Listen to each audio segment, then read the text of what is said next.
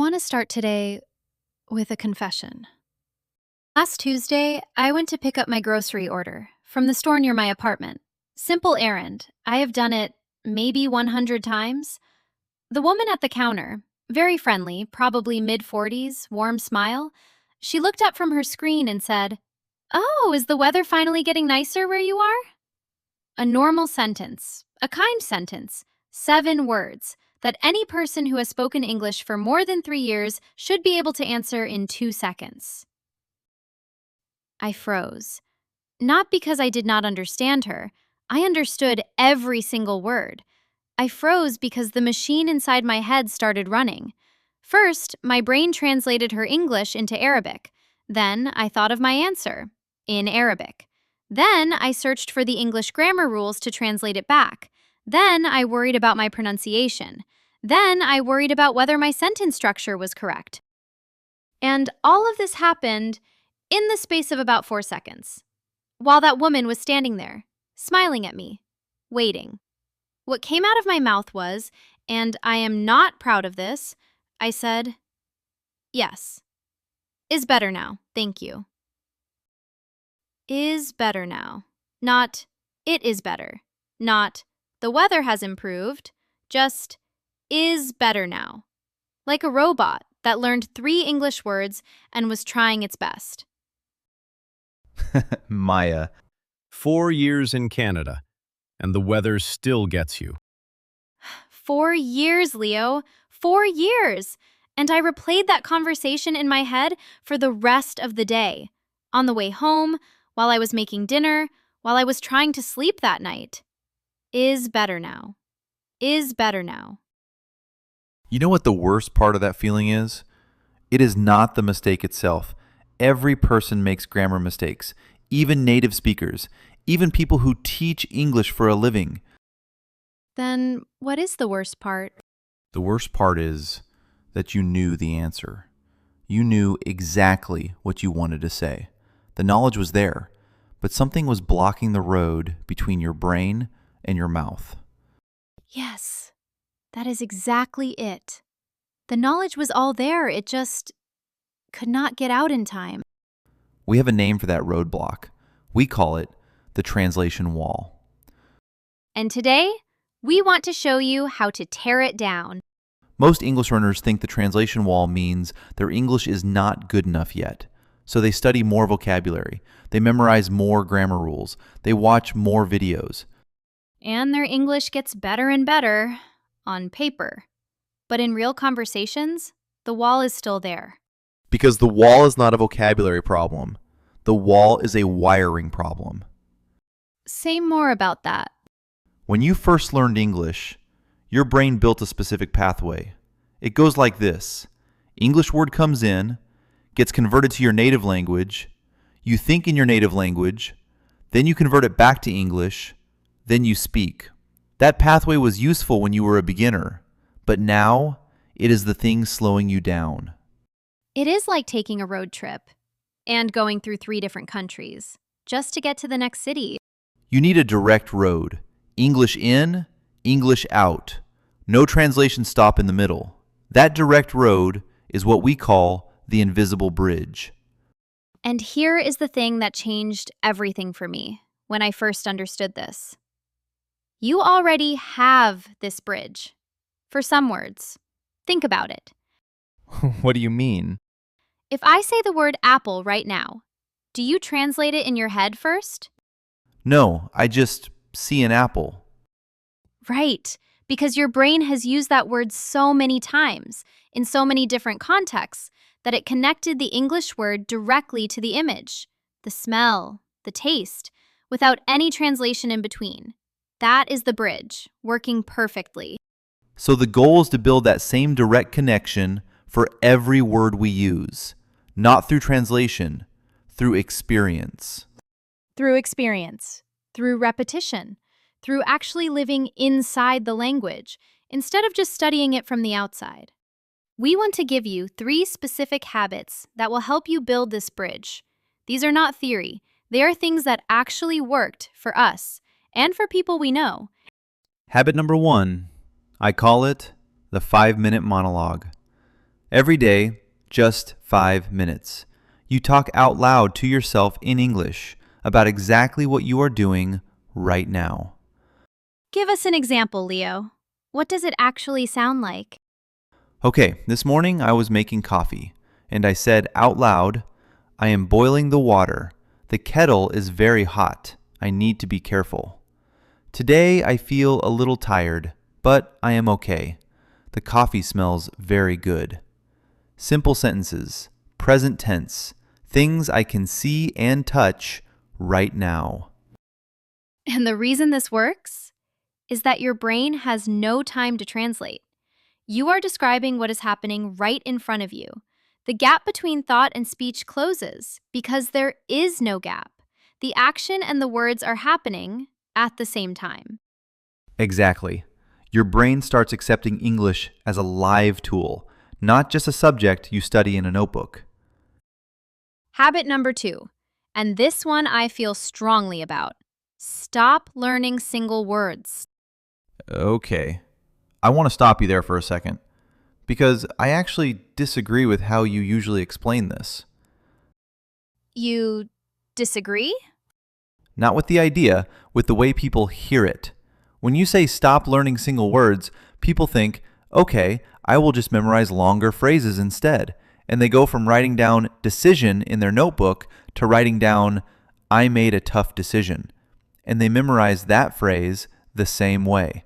Translation in, translation out. Nothing actually changed. That is a fair point. So, what is the difference between memorizing a phrase and actually learning it the way we are talking about? The difference is feeling. When I learned the phrase, I am exhausted, I did not write it down and memorize it.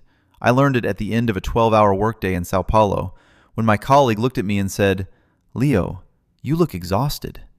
And I felt that word in my body.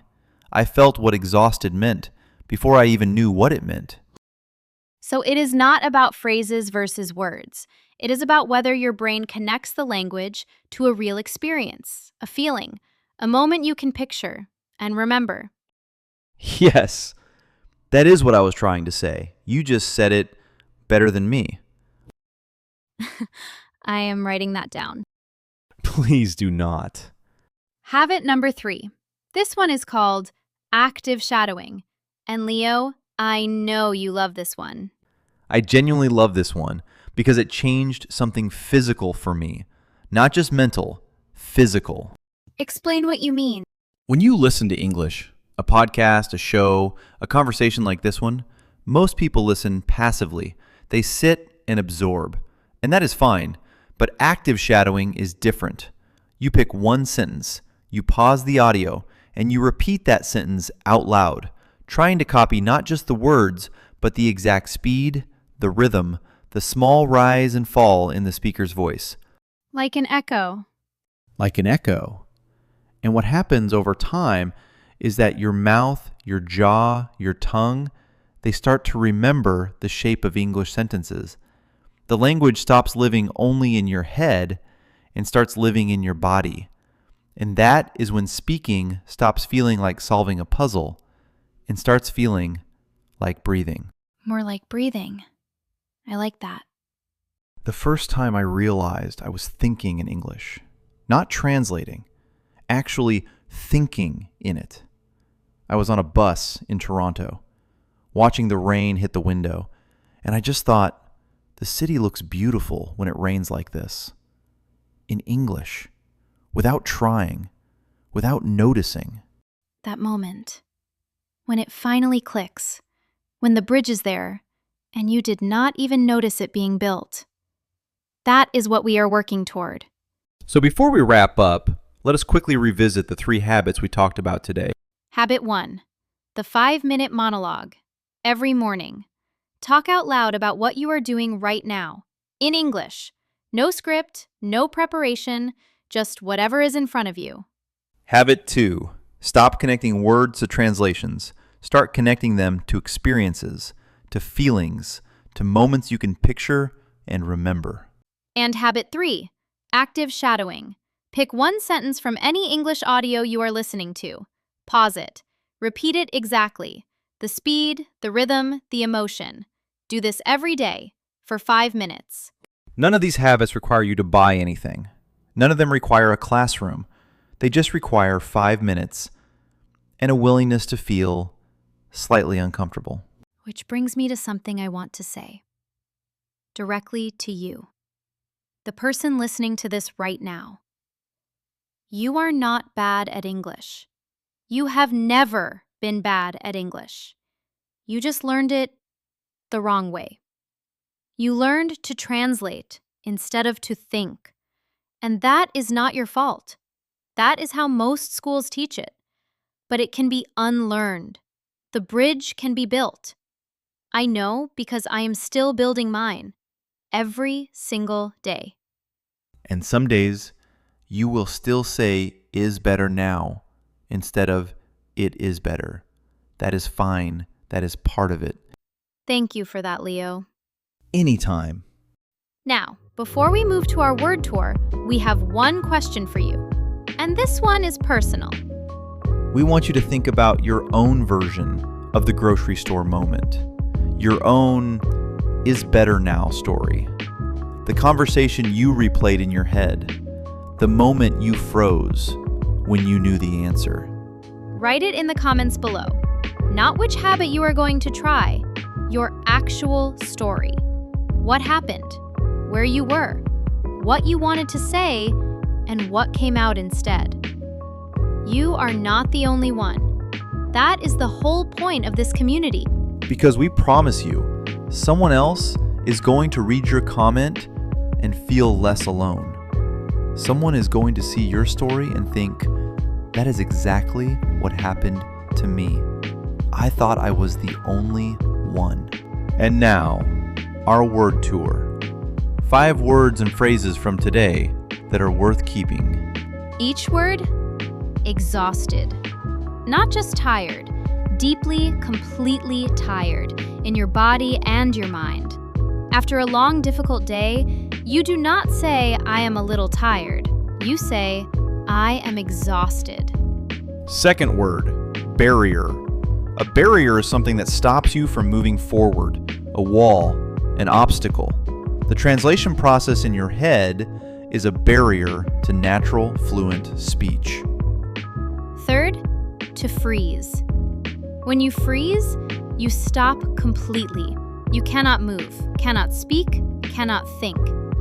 I froze at the grocery store. My brain froze in the middle of a simple conversation. Fourth, to absorb.